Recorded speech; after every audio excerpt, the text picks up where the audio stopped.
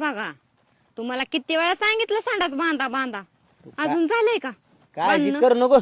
सरपंचाचं माझं परवा दिवशीच बोलणं झालं. मला म्हणलं एखादं योजना बिजना आली की नाही फाटकीरनं बसवून टाकू म्हणले संडास.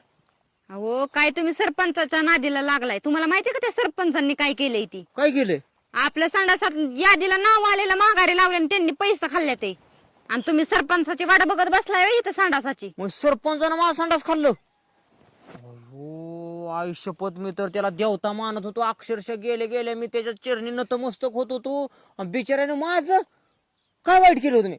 जा तू पहिली संडासला जा, तुला प्रेशर आला असेल. मी पहिल्यांदा सरपंचाला धार लावून विचारणार आहे का माझं संडास खाल्लं म्हणून. जातो तीच की, अजून हिकडच लावणार मला जातो. भाऊवाट माणूस.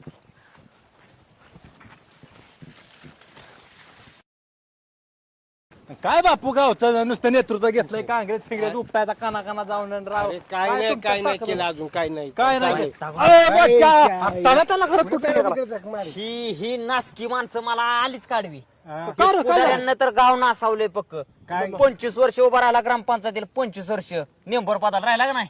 राहिलो हा? सोसायटीला हीच उभा, ग्रामपंचायतीला हीच उभा, पंचायत समितीला हीच उभा, सतत उभा राहतंय पडतंय. खरे हा? तेवढ्या 25 वर्षात जेवढं डिपॉझिट भरलं तेवढं जर फकड्याला पैसे दिला असतं तर आज नसतं का माझा संडास उभा राहिला. झाला असता म्हणा हे ते सांगा. झाला असतं गप्प बसा तुम्ही.